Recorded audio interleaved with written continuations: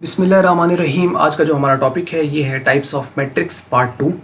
और पिछले पार्ट में हम लोगों ने कुछ बेसिक डिस्कस की थी टाइप्स, जिसके अंदर हम लोगों ने null matrix, row matrix, column matrix, उसके अलावा है तो स्क्वायर मैट्रिक्स और रेक्टेंगुलर मैट्रिक्स को डिस्कस किया था। उसमें एक मैट्रिक्स हम लोगों ने पढ़ी स्क्वायर मैट्रिक्स। असल में ये जो टाइप है, ये जो आज हम डिस्कस कर रहे हैं, इसको हम पार्ट 2 कह रहे हैं, ये भी सारी की सारी स्क्वायर मैट्रिक्स ही हैं। हम ये कह सकते हैं कि ये स्क्वायर मैट्रिक्स की टाइप्स हैं। स्क्वायर मैट्रिक्स की टाइप्स हैं। इसमें हम 3 मैट्रिक्स डिस्कस करेंगे: डायगोनल मैट्रिक्स, स्केलर मैट्रिक्स और यूनिट मैट्रिक्स। रिलेटेड है एक दूसरे से, थोड़ा थोड़ा फर्क है तो उसको हम देखते हैं। और सिमिलरिटी तीनों में ये है कि तीनों एक ही ब्रांच से हैं, और वो है स्क्वायर मैट्रिक्स। और स्क्वायर मैट्रिक्स का ऑर्डर आपने पिछली मैट्रिक्स में देखा कि उसके रो और कॉलम बराबर होते हैं, मतलब उसका ऑर्डर या तो m इंटू एम होगा या n इंटू n होगा। अब हम देखते हैं कि ये डायगोनल क्या होती है, डायगोनल मैट्रिक्स क्या होती है। डायगोनल मैट्रिक्स को समझने से पहले हमें ये देखना पड़ेगा कि डायगोनल क्या होता है। हमें पहले ये तो पता चल गया कि एक रो होती है और एक कॉलम होता है, उसका ऑर्डर भी हमें पता है। तो डायगोनल्स क्या होते हैं? तो डायगोनल्स जो होते हैं मैट्रिक्स के अंदर, 2 डायगोनल्स होते हैं, उसको हम देखते हैं। देखो, जैसे एक ये मैट्रिक्स आपके पास दे रखी है ये वाली, तो इसमें इसको तो हम कहते हैं जो हॉरिजॉन्टल अरेंजमेंट्स होती हैं, ये हम रो कहते हैं इसको, यानी एक रो है, उसके बाद ये दूसरी रो है, ये तीसरी रो है। और जो वर्टिकल अरेंजमेंट्स होती है ये इस तरह, इनको हम कहते हैं कॉलम्स। तो डायगोनल्स क्या होते हैं? जो इस तरह तिरछी, जैसे हम क्रॉस लगाते हैं ना, यानी इस तरह, यानी जैसे आप यूँ देखो 5 12 14, या इस तरह 0 12 0, इस तरह, ये दोनों के दोनों इसके डायगोनल्स हैं। जैसे हम क्रॉस लगाते हैं तो वो एक डायगोनल बनता है। 2 डायगोनल्स होते हैं असल में। ये जो इस तरह है ना 5 12 14, ये है मेन डायगोनल, ये मेन डायगोनल है, इसे प्रिंसिपल डायगोनल कहेंगे। और जो इस तरह है ये कहलाएगा सेकेंडरी डायगोनल, यानी एक ये जो है ये मेन डायगोनल या प्राइमरी डायगोनल या प्रिंसिपल डायगोनल, और ये वाला सेकेंडरी डायगोनल कहलाएगा। अब डायगोनल मैट्रिक्स हम क्यों इसको कहते हैं? इसके प्रिंसिपल डायगोनल की वजह से कि बाकी सारे आसपास कुछ भी नहीं है, अगर हैं तो वो 5 12 14 हैं। यानी इसके अंदर क्या है कि आपके पास ये नंबर आएंगे प्रिंसिपल के ऊपर, बाकी आसपास कुछ भी नहीं है। अब देखो जरा, कहता है a square matrix in which all other elements except the principal diagonal are 0 is called diagonal matrix. यानी एक ऐसी मैट्रिक्स, एक ऐसी स्क्वायर मैट्रिक्स, देखा स्क्वायर मैट्रिक्स से हमने स्टार्ट करना है कि यानी डायगोनल हो, स्केलर हो या यूनिट मैट्रिक्स हो, तो वो कौन सी होती है? Square matrix. तो यहाँ से हम शुरू करेंगे कि स्क्वायर मैट्रिक्स, ये एक ऐसी स्क्वायर मैट्रिक्स है इन विच ऑल अदर, जब हम स्क्वायर मैट्रिक्स कह देंगे तो बात समझ आ जाएगी कि इसके नंबर ऑफ रो और नंबर ऑफ कॉलम बराबर होते हैं। तो a square matrix in which all other elements except सिवाय the principal diagonal are 0 is called diagonal matrix। यानी ये एक ऐसी मैट्रिक्स डायगोनल कहलाती है जिसमें जो मेन डायगोनल होता है, जो प्रिंसिपल डायगोनल होता है, उसके अलावा बाकी सारे एलिमेंट 0 होते हैं उसके। यानी मेन डायगोनल जो होगा, इसके अलावा बाकी सारे के सारे उसके एलिमेंट्स क्या होंगे? 0 होंगे। तो वो आपकी कौन सी कहलाएगी? वो डायगोनल मैट्रिक्स कहलाएगी। अब यहाँ पे देखो, कहता order of the diagonal matrix is m into M या n इंटू n, ये इसका ऑर्डर कहलाएगा। Just like a is equal to आपके पास लिखा हुआ है 12 14, यानी ये 12 14 मेन डायगोनल और बाकी 0 हैं। यानी मेन डायगोनल के ऊपर कुछ एलिमेंट हैं, जैसे यहाँ पर 12 14 है, तो बाकी उसके क्या है? 0 हैं। तो ये कौन सी कहलाएगी? डायगोनल मैट्रिक्स कहलाएगी। और इसका ऑर्डर क्या है? 2 by 2। तो डायगोनल मैट्रिक्स 2 by 2 हो सकती है, 3 by 3 हो सकती है, 4 by 4 हो सकती है, 5 by 5 हो सकती है, कोई भी हायर ऑर्डर हो सकती है, वो डायगोनल मैट्रिक्स ही कहलाएगी। डायगोनल मैट्रिक्स मतलब ये है कि स्केलर तो, ये स्क्वायर तो होगी ही होगी, लेकिन डायगोनल कब कहलाएगी? जब उसके मेन डायगोनल के ऊपर कुछ एलिमेंट होंगे और बाकी सारे 0 होंगे, और वो डिफरेंट होंगे। ये भी आपने याद रखना। जैसे यहाँ पे 5 है, यहाँ 5 नहीं है, यहाँ 5 है, यहाँ 12 है, यहाँ 14, बाकी इर्द गिर्द जो भी है इसके वो सारे के सारे 0 हैं। तो ये क्या कहलाएगी? आपकी डायगोनल मैट्रिक्स कहलाएगी। अच्छा, इसको लिखना जो है वो कोई मुश्किल नहीं होता। आप पहला एलिमेंट लिखें और आगे 2 0 कर दें, फिर जब यहाँ पे आए तो फिर इसको 0 कर दें, अगला एलिमेंट लिखें यहाँ पर, यानी एक बार पहले में लिखा ना, अब अगली रो में दूसरे पे लिखना है और अगला फिर 0 कर देना है।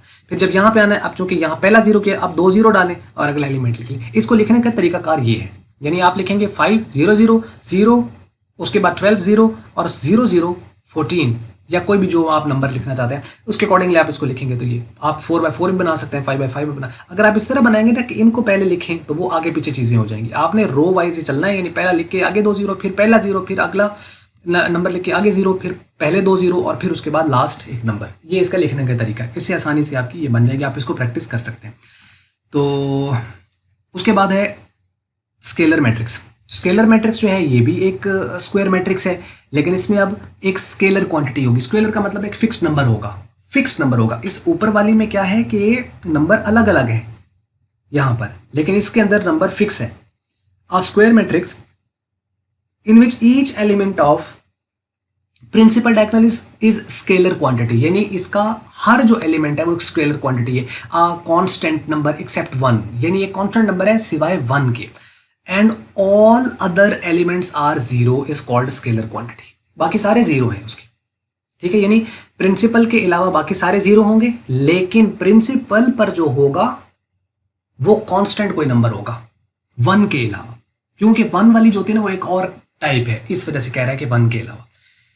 तो यहाँ पे देखो इसका ऑर्डर भी m इंटू एम और या n इंटू एन होगा, क्योंकि स्केलर है, स्क्वायर मैट्रिक्स है। तो स्क्वायर मैट्रिक्स से तो आपको पता है कि वो जो है वो स्क्वायर मैट्रिक्स होती है उसका ऑर्डर सेम होता है, यानी उसके नंबर ऑफ रो और नंबर ऑफ कॉलम सेम होते हैं। तो यानी हम उसको m इंटू एम या n इंटू एन लिख सकते हैं। तो डेफिनेशन क्लियर हो गई। अब यहाँ पे देखो कि C इज इक्वल टू, ये 3/3 ऑर्डर है, इसके अंदर पहला 5 लिखा, आगे दोनों 0, फिर 0, फिर 5 लिखा, फिर अगला 0, फिर पहले दोनों 0, फिर आखिरी 5। तो यानी यहाँ पे देखो सारे एलिमेंट 0 हैं सिवाय इस डायगोनल के, ये जो है 5, उसके बाद फिर 5, फिर 5। तो मेन डायगोनल के अलावा बाकी सारे 0 हैं, और यहाँ पर 5 है, यहाँ 5 है, यहाँ 5 है। तो मीन्स के ये वाली आपके पास मैट्रिक्स कौन सी कहलाएगी? ये आपकी स्केलर मैट्रिक्स कहलाएगी। और उसके बाद है आपके पास तीसरी, जो कि यूनिट मैट्रिक्स है। Unit matrix, a square matrix in which each element of the principal diagonal is 1 and all other elements are 0 is called unit matrix.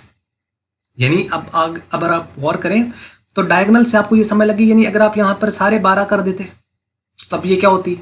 Scalar होती। सारे 14 कर देते तब भी क्या होती? स्केलर होती। सारे 5 कर दें तब भी क्या होती? ये स्केलर होती।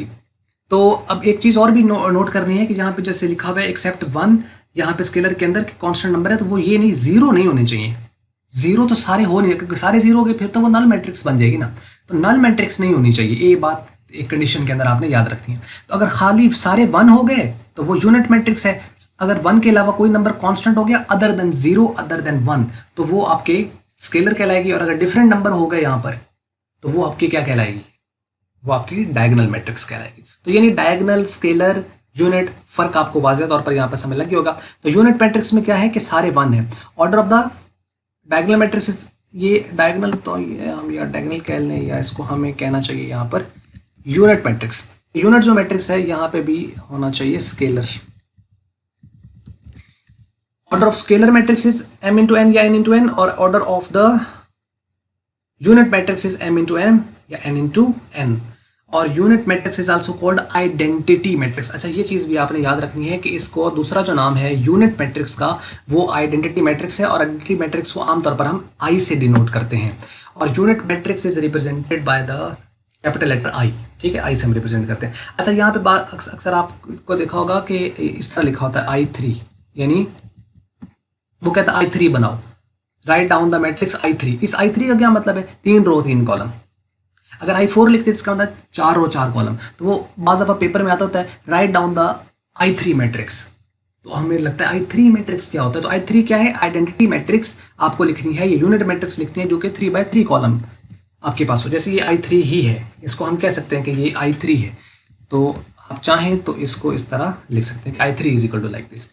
I4 भी हो सकती है, उसमें 4 रो 4 कॉलम होंगे। अब इसमें देखो सारे प्रिंसिपल डायगोनल के ऊपर क्या है? 1 है। प्रिंसिपल डायगोनल के ऊपर 1 है, तो वो क्या कहलाएगी? और बाकी सारे आसपास 0 है, ये क्या कहलाएगी? ये यूनिट मैट्रिक्स कहलाएगी। ये क्या कहलाएगी? Unit matrix. ये 1 है, ये 1 है, ये 1 है, समझ लगी? तो ये क्या कहलाएगी? आपकी यूनिट मैट्रिक्स कहलाएगी।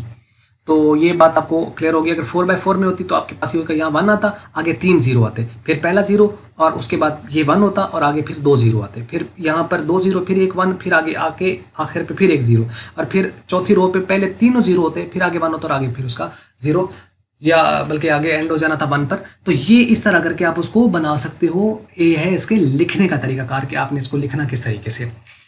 तो उम्मीद है यहाँ पर समझ लगी होगी। और तीनों में कोई फ़र्क इस बेस पर नहीं है कि तीनों की तीनों जो हैं वो स्क्वायर हैं, और फ़र्क तीनों में ये है कि इनके जो प्रिंसिपल डायगोनल है अगर उस पर सेम नंबर आ जाए, कोई सेम नंबर आ जाए तो वो स्केलर कहलाएगी, डिफरेंट नंबर आ जाए तो डायगोनल्स कहलाएगी, अगर 1 1 आ जाए तो यूनिट या आइडेंटिटी मैट्रिक्स कहलाएगी, और सारे जीरो हो जाए वो तो वैसे ही नल मैट्रिक्स बन जाती है। तो नल मैट्रिक्स जो है वो स्क्वायर नॉन स्क्वायर दोनों हो सकती हैं, लेकिन डायगोनल हो, स्केलर हो या यूनिट हो, ये हमेशा स्क्वायर होंगी। तो उम्मीद है आपको ये बात समझ लगी होगी। यहाँ पे हमारा पार्ट 2 खत्म हुआ, आगे हम चलेंगे पार्ट 3, वो भी टाइप्स हैं। तो इस तरह करके हम फिर आगे थ्योरेटिकल पोर्शन खत्म होता है तो फिर इसके क्वेश्चन हम स्टार्ट कर देंगे। इसका साइनॉप्सिस जरूर देखिएगा, मैंने इसका साइनॉप्सिस ऐड किया हुआ जिसमें आपको पूरे चैप्टर का ओवरव्यू दिया गया है, उससे ज़रा चीज़ें ज़रा आसान रहती हैं। अगर आपको मल्टीपीडिया की ये वीडियो अच्छी लगी इसको आप लाइक कर लें, शेयर कर लें दूसरों के साथ। अगर आपको अच्छी नहीं लगी इसको आप कर दें डिसलाइक, और वीडियो देखने का बहुत शुक्रिया।